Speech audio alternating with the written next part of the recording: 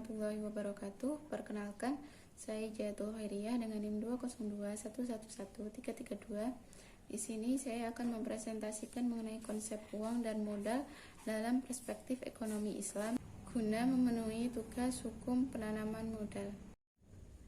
Di sini saya akan menjelaskan mengenai yang pertama, harta dalam perspektif ekonomi Islam, yang kedua, harta dan batasan-batasan dan pengelolaannya, yang ketiga, hubungan manusia dengan harta, dan yang terakhir, konsep uang dan modal dalam ekonomi Islam.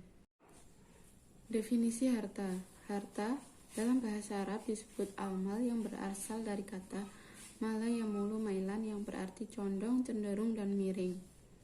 Harta atau amwal adalah segala sesuatu yang bernilai atau bermanfaat di mana manusia cenderung untuk mengumpulkannya, memeliharanya, serta dapat dimanfaatkan di waktu dibutuhkan. Pengertian harta menurut ulama yaitu menurut kalangan ulama fuqaha Hanafiyah, harta adalah segala sesuatu yang mempunyai nilai dan dapat dikenakan ganti rugi bagi orang yang merusak dan melenyapkannya.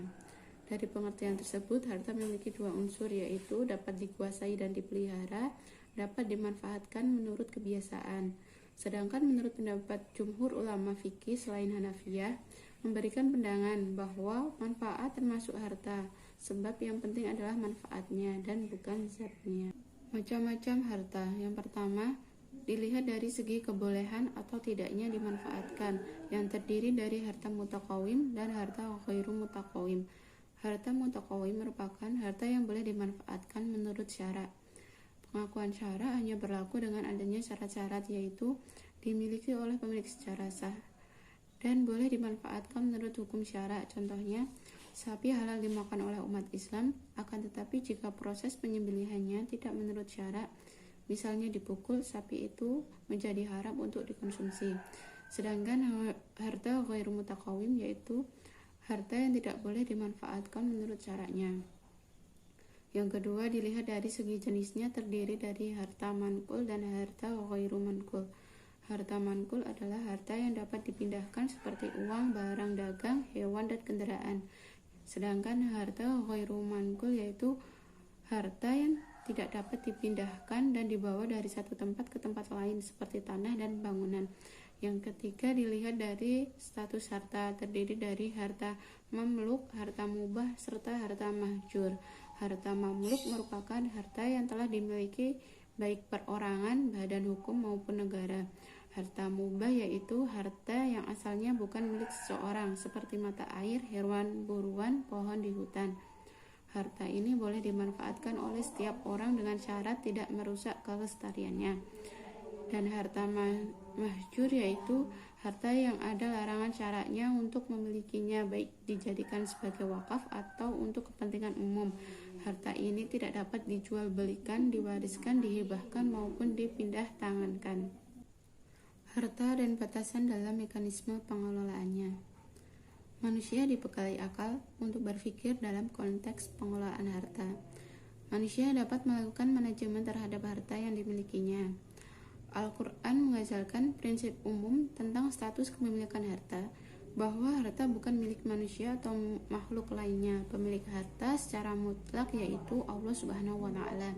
Dijelaskan pada Quran surat An-Nur ayat 33. Bismillahirrahmanirrahim. Wa atuhum mimma lillahilladzi atakum. Artinya, dan berikanlah kepada mereka sebagian dari harta Allah yang dikaruniakan kepadamu. Islam tidak hanya mengajarkan bagaimana mendapatkan harta, tetapi juga bagaimana mengelola dan memanfaatkan harta tersebut dengan benar. Salah satu ajaran memanfaatkan harta dalam Al-Quran adalah untuk mendukung tegaknya Islam serta sendi-sendi kehidupan dalam masyarakat. Harta yang dimiliki selain dipelihara juga harus dikelola agar dapat memberikan kemaslahatan diri serta umat pada umumnya. Pengelolaan harta ini akan menciptakan sikap disiplin dalam menjaga harta kekayaan yang mendukung kesejahteraan. Pengelolaan kekayaan secara Islami meliputi aspek perolehan atau penciptaan harta, peningkatan harta kekayaan, perlindungan harta, pendistribusian kekayaan, dan permunian kekayaan. Syariat Islam mengajarkan bahwa harta kekayaan dapat digunakan untuk banyak tujuan, namun tidak diperbolehkan untuk dibelanjakan pada hal-hal yang dilarang oleh syara.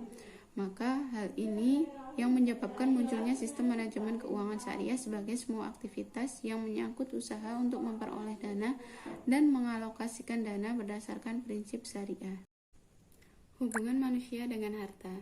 Hubungan manusia dengan harta sangat erat kaitannya hingga keinginan memiliki harta itu menyamai naluri manusia untuk bertahan hidup. Manusia sejatinya makhluk yang memiliki keinginan untuk memenuhi kebutuhannya melalui harta. Dengan harta, manusia dapat melakukan manajemen keuangan di dalam pemenuhan kebutuhan hidupnya. Harta merupakan pokok dalam kehidupan manusia, aspek yang tidak dapat ditinggalkan dan dikesampingkan. Dengan harta tersebut, manusia dapat memenuhi aspek terpenting dalam kehidupannya. Islam memiliki pandangan yang khas mengenai harta. Harta pada hakikatnya adalah milik Allah, dan harta yang dipunyai oleh manusia sesungguhnya merupakan pemberian Allah yang dikuasakan kepadanya.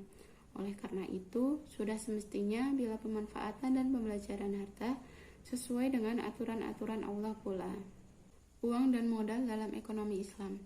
Konsep uang dalam ekonomi Islam. Uang merupakan objek yang berperan penting dalam perekonomian. Uang merupakan media yang digunakan untuk memperlancar transaksi ekonomi dalam kehidupan manusia. Dalam ekonomi Islam, uang memiliki fungsi utama yaitu sebagai alat tukar atau medium of change dan alat satuan hitung atau unit of account. Konsep uang menurut ekonomi Islam, uang adalah uang, bukan kapital. Sementara dalam konsep ekonomi konvensional, konsep uang tidak begitu jelas. Dalam konsep ekonomi Islam, uang adalah sesuatu yang bersifat flow konsep atau konsep mengalir dan merupakan public goods. Uang itu masih beredar di masyarakat dan belum mengendap pada masyarakat. Sehingga dalam ekonomi Islam, uang harus mengalir dan beredar di masyarakat atau tidak boleh diendapkan dan ditimbun. Yang kedua, konsep modal dalam ekonomi Islam. Modal atau kapital yaitu barang yang dihasilkan oleh alam atau buatan manusia yang diperlukan bukan untuk memenuhi secara langsung keinginan manusia, tetapi untuk membantu produksi barang lain yang pada gilirannya akan dapat memenuhi kebutuhan manusia secara langsung dan menghasilkan keuntungan. Secara fisik terdapat dua jenis modal, yaitu yang pertama fixed capital atau modal tetap, yaitu benda-benda yang ketika dimanfaatkan dan dinikmati, eksistensi substansinya tidak berkurang. Contohnya seperti gedung-gedung, mesin-mesin, atau pabrik-pabrik. Yang kedua, circulation capital atau modal yang bersirkulasi, yaitu benda-benda yang ketika dimanfaatkan dan dinikmati, substansinya juga hilang. Contohnya seperti bahan baku, uang, dan lain-lain. Sekian dari saya. Apabila masih terdapat kekurangan serta kesalahan, saya mohon maaf. Assalamualaikum warahmatullahi wabarakatuh.